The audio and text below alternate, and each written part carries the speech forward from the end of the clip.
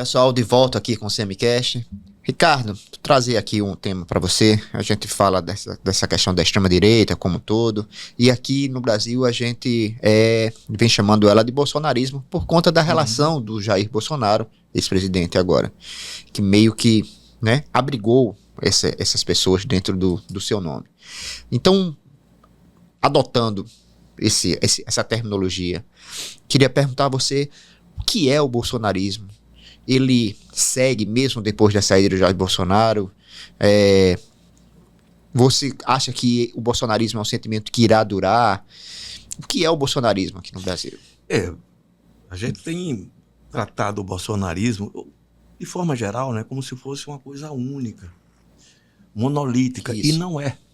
Você tem vários segmentos da sociedade que aderiram. Ele foi o grande agregador desses segmentos. É o mérito, entre aspas, que Bolsonaro tem. E eu confesso que, às vezes, por conta de alguns personagens, eu tenho dificuldade de entender o que é que essas pessoas sentiram atraídas por Bolsonaro. Se você me permite, eu vou fazer um pequeno parênteses. Essa semana eu via um amigo que esteve também com um outro amigo comum, uma pessoa de quem a gente gosta. Esse amigo gosta, eu gosto.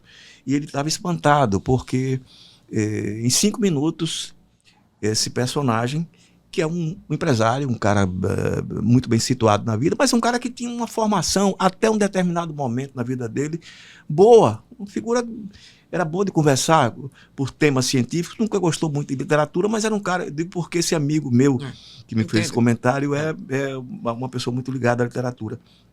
Mas, enfim, ele, em 5 minutos, ele despejou, né, impropérios contra os Yanomamis, né, aqueles bandidos, e ambientalistas, e Marina Silva. Uma coisa horrorosa. O que é isso? Eis uma característica que é comum, né, aos bolsonarismos. Essa manifestação de ódio, evidentemente, a gente sabe que os comentários que vão aparecer serão todos muito agressivos. Eu, quando faço uma matéria que atinge os bolsonaristas, eu já espero e deleto, viu, gente? Não adianta não mandar, pode ficar com raiva de mim, mas eu deleto. E aqui deletaremos também, Ricardo. Não adianta estar me xingando, você é um comunista, filho disso, filho daquilo. Não adianta. Vamos lá, objetivamente. Existe esse ambiente comum a eles, que é o ambiente do ódio. Eu recentemente disse até a você, estou abrindo muito parênteses, mas vou fechando. Mas é importante isso. Eu estive em Garanhuns, né, a segunda vez que eu vou lá na Buchada do Gago. O Gago é uma figura fantástica. Não é mexão, viu, gente? É espontâneo. Um negocinho tão pequeno. E um ambiente lá muito querido em Garanhuns. E eu fui lá pela segunda vez e o Gago sempre senta na minha mesa. Eu e um amigo, 2 casais, né? E ele conversa muito. E num determinado momento, o Gago disse, esse amigo perguntou, você votou em quem? Ele disse, votei no Bolsonaro. Aí eu disse, foi? Ele disse, foi. E ele contando piada, eu disse, você é o primeiro bolsonarista que eu conheço bem-humorado. O mau humor, de forma geral, é uma característica dessa turma. Não é brincadeira. Eles se alimentam muito, e aí é outra coisa em comum, né? Em redes sociais. Em redes sociais, o cara vai lá, o cara vomita. Quando eu vejo fulano, tem vontade de vomitar. Eu odeio o Beltrano, né? Odeio a maçã, odeio a cenoura. É tudo ódio. A linguagem é essa. As pessoas ficam mal-humoradas. O Gago era bem... Eu digo, Gago, parabéns, rapaz. Que maravilha. Por quê, Ricardo? Porque você é o primeiro bolsonarista que eu conheço bem-humorado. Claro que não é. Conheço outros. Mas, assim, é emblemático isso. Porque o mau humor é uma coisa comum. Aí você tem a elite. No caso específico desse empresário que eu falei, esse cara é o que o Rodrigo Nunes chama de baixa alta classe média. É alguém que está bem, por padrão médio, é uma pessoa rica, mas ainda não está resolvida suficientemente para não precisar mais trabalhar ou para cuidar dos próprios negócios. Também não sei se ele deixaria de cuidar dos próprios negócios. Mas tem um ressentimento muito grande, porque ele acha que o governo é o sócio, porque paga imposto. Quem paga imposto, gente, é assalariado. Este paga pra caramba. É o consumidor. Você, quando está comprando um produto, você está pagando imposto, não é o comerciante que está pagando. Ele está repassando o que você pagou. né? Então são coisas assim que vão se estabelecendo e essas pessoas acham que são injustiçadas, porque o meu negócio, né, tem como sócio o governo. Eu confesso, me incomoda também pagar tanto imposto como assalariado. Mas assalariado, eu não tenho mecanismos de elisão fiscal que ele tem e os outros empresários têm. É muito simples, eu lembro o Olacide Moraes, era o rei da soja, né? Faz tempo isso. E eu vi uma matéria na Veja, então, né? Ele pagava menos imposto, ele, pessoa física, do que eu. Não, mas ele paga com pessoa jurídica, ele não paga. Quem paga é quem compra o produto dele. Vamos lá. Evidentemente, eles deixam de ganhar mais porque repassam esses impostos. Mas eu vou repetir, repassam esses impostos. E acha que o governo está tirando dele para dar quem? A pobre. A preto. A índio. Né? É a porofobia, né?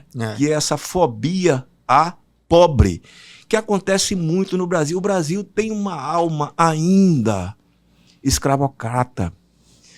E assim, o brasileiro, vamos lá, vou generalizar não, né? Mas você tem uma fatia da sociedade brasileira que não gosta de pobre, que não gosta de preto, que não gosta de gays, que não gosta de mulheres. E a misoginia é a mãe de todos os preconceitos. O preconceito contra a mulher. E se manifesta de várias maneiras, não é só batendo, espancando, não. É no mercado de trabalho, porque ganha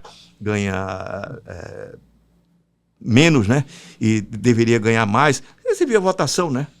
As mulheres de Bolsonaro, que eu digo as mulheres, as deputadas, votaram contra a igualdade salarial para a mulher. Veja só, isso é uma característica inclusive deles. Rosângela Moro.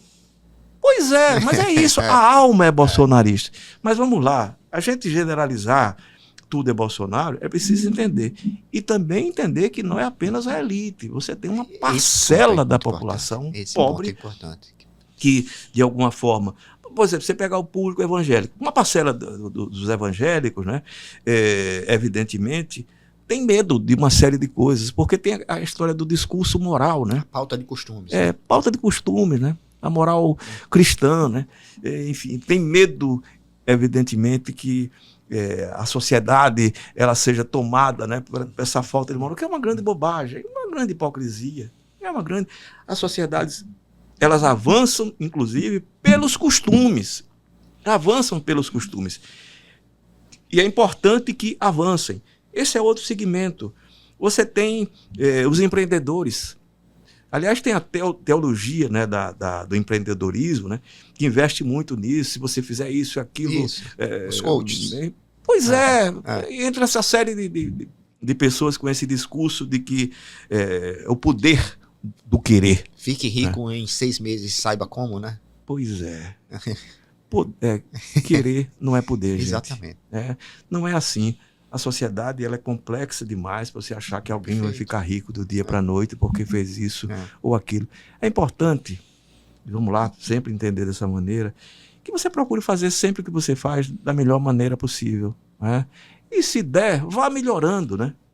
Não se conforme com aquilo que você faz, mas evidentemente não significa que você vai ficar rico com isso.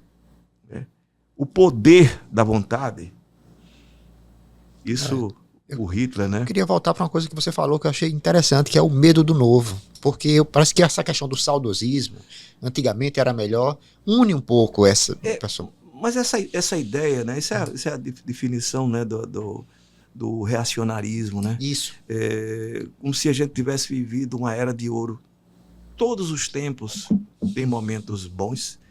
E eu confesso a você, por exemplo, eu tenho uma visão extremamente positiva da minha infância e da adolescência, do convívio social. Né? Eu brincava na porta da minha casa. Éramos ali naquela região da Buarque de Macedo e arredores, a gente conhecia todo mundo. Aqueles grupos que jogavam futebol do lado de cá do Salgadinho, do lado de lá do Salgadinho, todo mundo se conhecia. Hoje, evidentemente, isso ficou muito restrito. As crianças e adolescentes se relacionam basicamente nas escolas, né? Depois, quando vão ficando mais taludos, né? Você encontra outros ambientes, né, para se relacionar. Mas isso foi se restringindo. É engraçado, né? À medida em que o acesso à informação foi aumentando, as pessoas foram ficando mais reclusas. O medo, o pavor, e é um medo e pavor que é justo, né, de pais e mães, né? Você está vendo a história da violência nas escolas, decorrente muito, né, das redes sociais, do que acontece nas redes sociais, dos sites, né, de violência e de ódio. Gente, isso tem um efeito devastador nas nossas crianças e adolescentes. Eu não tenho dúvida nenhuma. Não sou eu que digo isso não, são os especialistas, né? Mas, evidentemente, não houve essa era do ouro em que tudo era lindo e maravilhoso. Essa é uma outra faixa, né, da população. E daí você viu tanta gente idosa, né, nesses acampamentos, né? Era basicamente idoso, né, nos acampamentos, entre aspas, patrióticos. E o que é patriotismo? O patriotismo se manifesta, acima de tudo, pelo amor que você pode ter a um povo, ao seu povo, às pessoas que fazem parte da nação que você integra. Eu lembro que uma vez, de novo fazendo um parênteses, eu encontrei um personagem que me abordou, mas assim, muito carrancudo, né? Como em regra, né? Como em regra. Enfim, esses bolsonaristas militantes, efetivamente. Não estou dizendo que todos são assim, né? E ele disse, você é patriota? Eu digo, sou. Muito patriotas. Eu adoro Chico Buarque de Holanda, Tom Jobim, Graciliano Ramos. E fiz uma série de elogios, um discurso assim, veemente, e ele olhou para mim e disse, Saiu. Porque eu estava dizendo a ele que eu sou, mas de uma maneira diferente da dele. Ele gosta de usar a bandeira nacional, tudo bem, camisa da seleção brasileira, tudo bem. Não é? Agora, que isso não seja algo que nos separe. Não é? Perfeito. Porque eu também usei camisa da seleção, posso até voltar a usar, deixei de usar, porque isso ficou uma identidade, né? Um carimbo, né? Mas usar a Copa do Mundo, usar a camisa da seleção brasileira, eu fiz isso, né? A minha vida toda.